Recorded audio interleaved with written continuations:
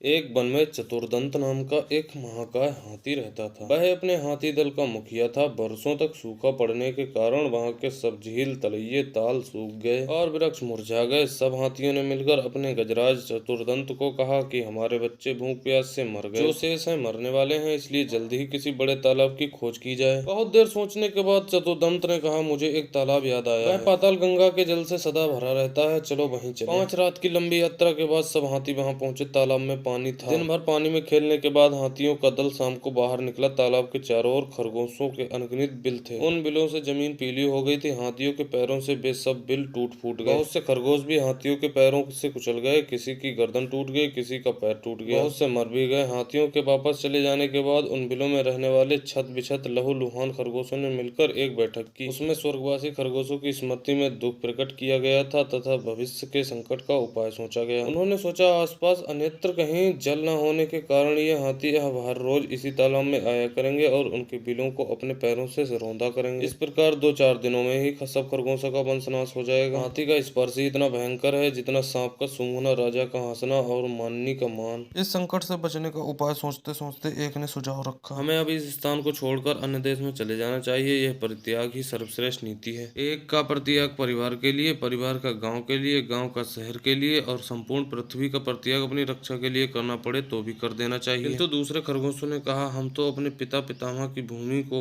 न छोड़ेंगे। कुछ ने उपाय सुझाया कि खरगोशों की ओर से एक चतुर्दूत हाथियों के दलपति के पास भेजा जाए। वह उससे यह कहे कि चंद्रमा में जो खरगोश बैठा है उसने हाथियों को इस तालाब में आने से मना किया है। संभव है चंद्रमा स्थित खरगोश की बात को वह मान जाए। बहुत विचार के बाद लंबकर्ण नाम के खरगोश को दूत बनाकर हाथियों के पास भेजा गया। लंबकर्ण भी तालाब के रास्ते में एक ऊंचे टीले पर बैठ गया और जब हाथियों का झुंड वहां आया तो वह बोला, यह तालाब चांद का अपना तालाब है, यहाँ मत आया करो। गजराज, तू कौन है? लंबकर्ण, मैं चांद में रहने वाला खरगोश हूँ। भगवान चंद्र ने मुझे तुम्हारे पास यह कहने के लिए भेजा है कि इस तालाब में तुम मत आया करो। गजराज ने कहा, जिस भगवान चंद्र का तुम संदेश लाए हो वह इस समय कहाँ है? लंबकर्ण, इस समय वह तालाब में है। कल तुमने खरगोशों के बिल का नाश कर दिया था। आज वे खरगोशों की विनती सुनकर यहाँ आए हैं। उन्हीं ने मुझे तुम्हारे पास भेजा है। गजराज, ऐसा ही है तो मुझे उनके दर्शन करा दो, मैं उन्हें प्रणाम करके वापस चला जाऊंगा। लंबकर्ण अकेले गजराज को लेकर तालाब के किनारे पर ले गया। तालाब में चांद की छाया पड़ रही थी। गजराज ने उसे ही चांद समझकर प्रणाम किया और लौट पड़ा। उस दिन के बाद कभी हाथियों का दल तालाब के किनारे नहीं आया। सीख, हमारे ऊपर कितनी भी समस्याएं क्यों ना आ जाएं, पर हमें हमेशा सावधानी से काम लेना चाहिए।